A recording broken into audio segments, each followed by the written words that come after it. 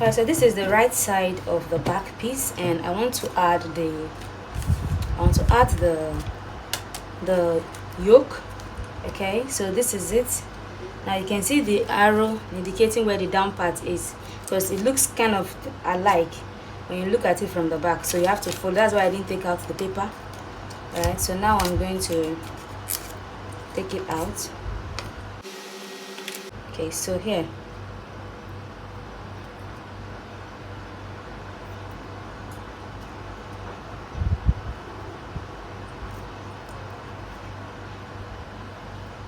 so this is it. So I'm going to be placing this like this, starting from here. I'm going to be placing it from here, and I will pin to keep it together.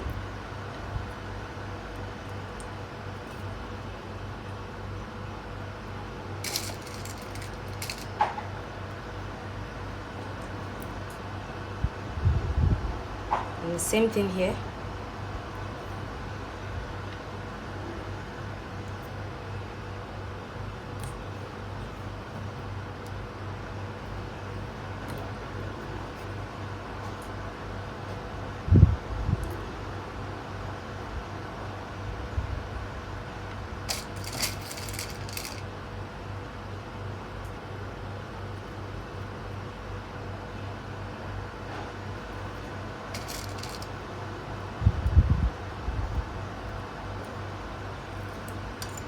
Okay, so now I can place the lining on them. So I'm placing the lining on top of it, and I'm going to sew to make sure that when I am going to iron this, it will stay.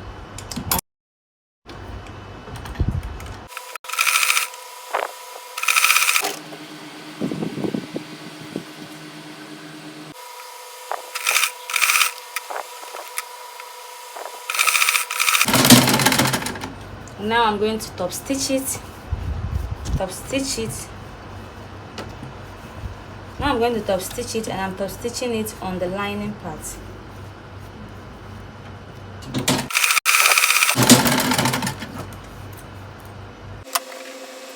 Take out the pins.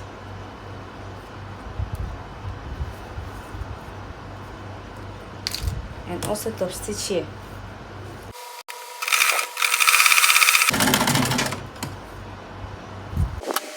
Okay, now the next thing I'm going to do is the concealing of the lower hem, the lower part of the dress. I just turn it this way, and this is it. So I'm going to be sewing here. I'm going to run a straight stitch here.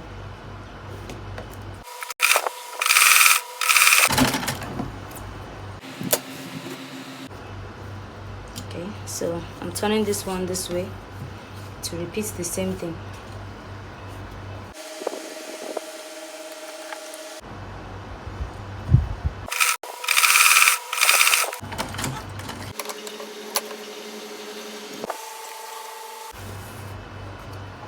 Okay, so this is the hem.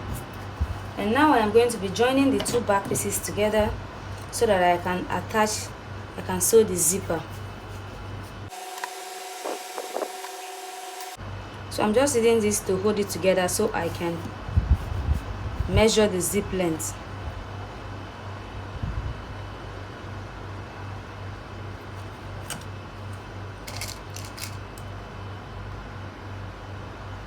When you match it like this, it helps you to know if you had made a mistake along the line, so you correct it before you start attaching the zip, so that the zip will stay on the same line on both sides of the back piece.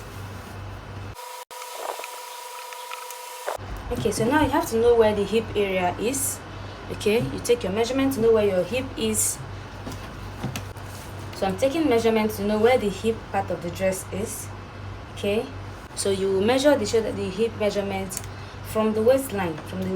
That's where you learn where your hip line is. Okay, so the hip line here is from shoulder to from the waist to the hip is about 8.5 for 8 inches. So I'm just going to come down to like say 9. This is where I want the zip to start from, or I can come as low as 10. And if you are using this up to 10, make sure that the zip you are using is a good zip that will not tear on your client, okay, or on yourself if you're the one wearing it. So from this place where I know the zip is going to stop, okay, you can also confirm with the zip to know that this zip will also get to the part where you've chosen. Okay, this is also important. Okay, so from there I am going to be sewing with the 1-inch sewing zip allowance, and you will sew to the part where you want the slit to start, the slit at the back of the dress. So now I like the slit to start like 2 inches or 3 inches above the knee. That way it will give freedom for you to move around freely. And from the waist to the knee is about 20 inches. So if this is about where the knee is, about 20 inches or thereabout, so we can come up to 18 and stop. So that is where the slit will stop, we start from. Okay, so I can mark this, and then I'm going to start sewing, and when I get to that place I will stop. So I'm going to start with 1-inch sewing allowance.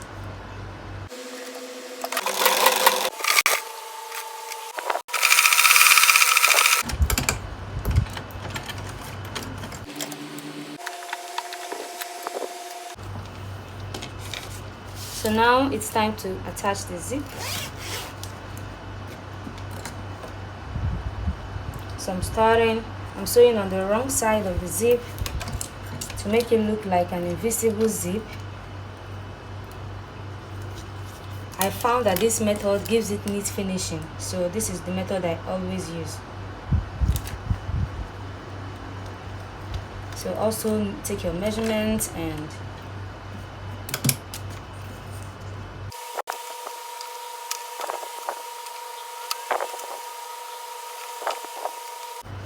so you can choose to completely pin it to the end before you start sewing.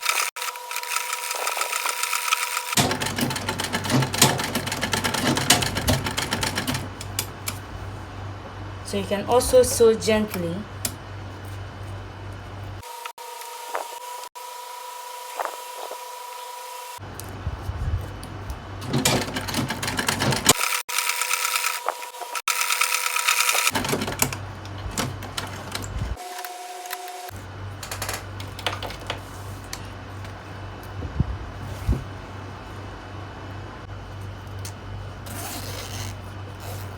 Alright, also note that so for this joining here, I'm just going to find the joining where it's supposed to be exactly on the same line with the other part of the zip, and I'm just going to pin it, and this is going to help direct me when I'm transferring, sewing this other part of the zip to the other side of the back piece, so the line will stay on the same place. Okay, you can also choose to do like that or not, however you want. Just learn more than one way of doing something. That's important.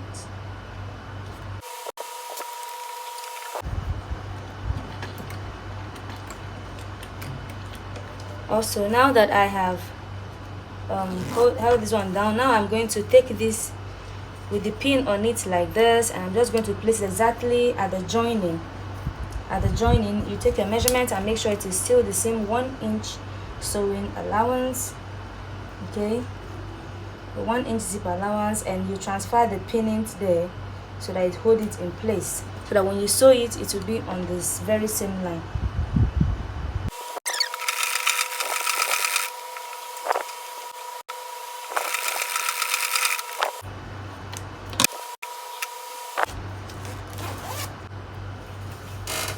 Okay, so what I do is when I sew to this part, to this extent, I turn it this other way, and I sew from the end to meet the way I stopped initially.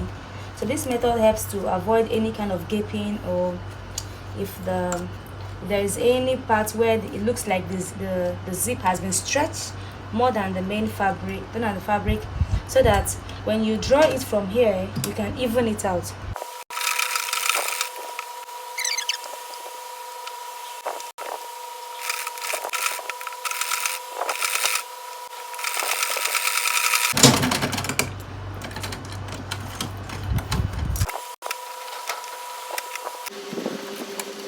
Okay, so now the zip is properly attached, and this is a run on it.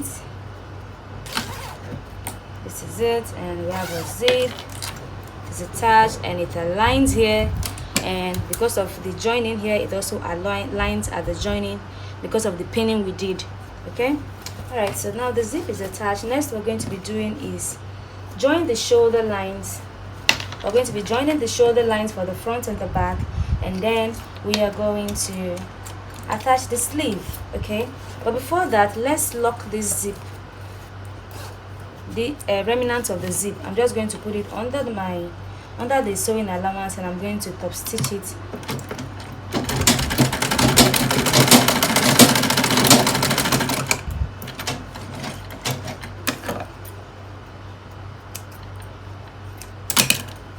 Okay, like this. And you can also put some hemming gum underneath when you want to iron it to keep it laying flat. You can also do that if you want. So I'm going to do the same thing here. I'm just going to quickly change the thread to the off-white and use it, and then attach the sleeve, the shoulders. This is it. To sew the shoulder lines, make sure you're matching this to this. You match them together. So this is the front and the back. So I'm just going to put it now, and because of the way the lace is cut, and I'm just going to open this and sew it together. So when you close it, okay, it's going to give you a neatly finished edge. So I'm going to gently sew with 1/2 inch.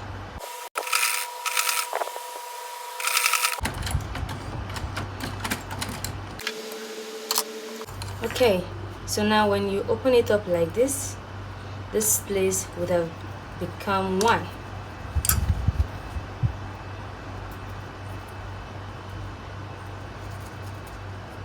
So this is it.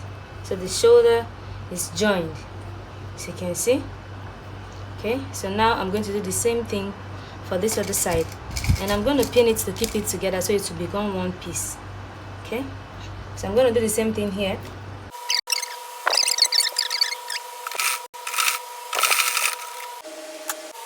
So this is it. This one is also attached.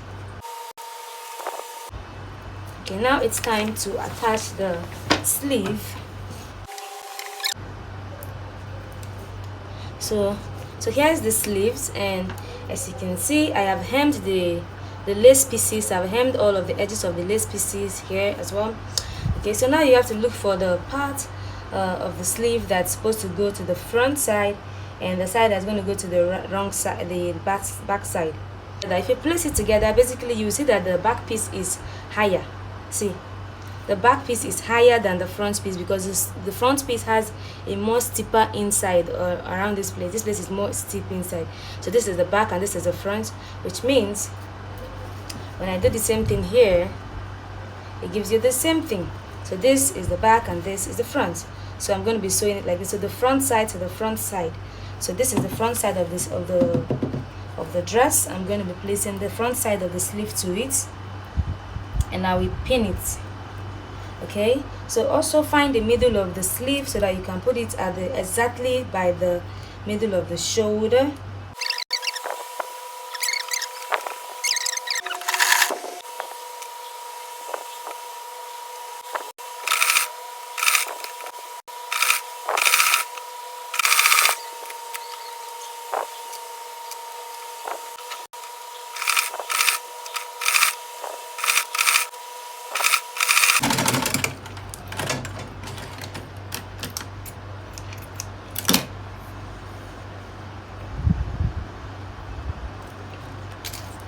Okay, so I have attached this one, as you can see.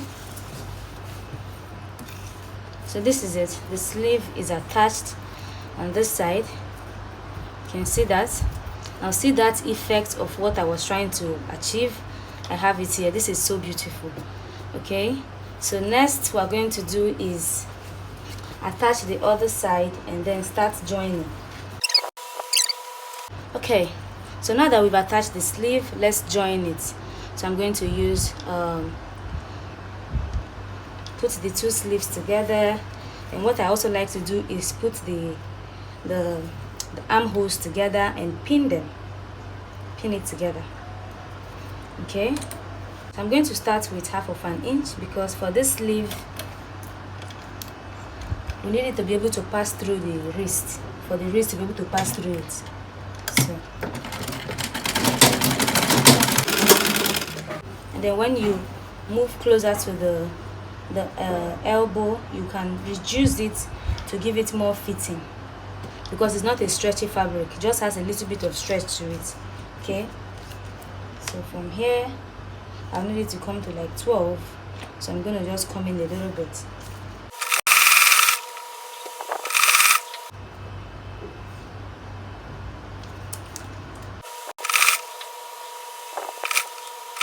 Then from the armhole, you introduce your side sewing allowance, and also around the waistline you try to match the waistline, so that when you sew it, one part will not be longer or shorter than the other. So you match it and pin it together. Okay, hold it down with the pin, very important. Okay,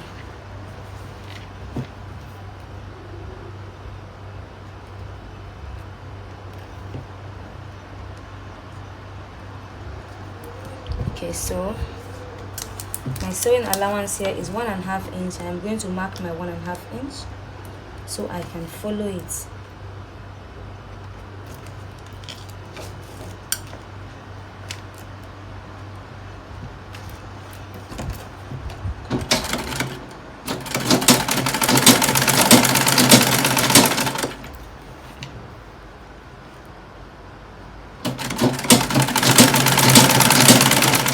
Now at this point, I am supposed to change this thread back to black.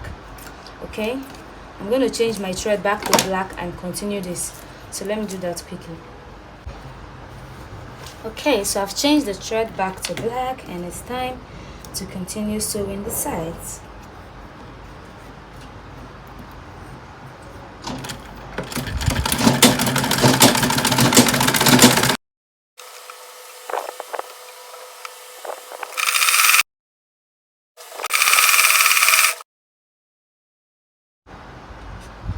Okay, so if you look close, you see that this thing aligns when you try to pin it together, and that is what happens when you use pattern drafting to cut out your fabrics. Okay, it aligns. All right, so now that I've marked it out, I'm just going to go ahead and sew to the end.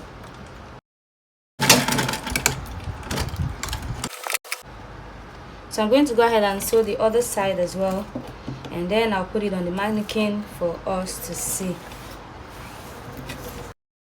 So guys, we've come to the end of the class, and the outcome was perfect. It's so beautiful.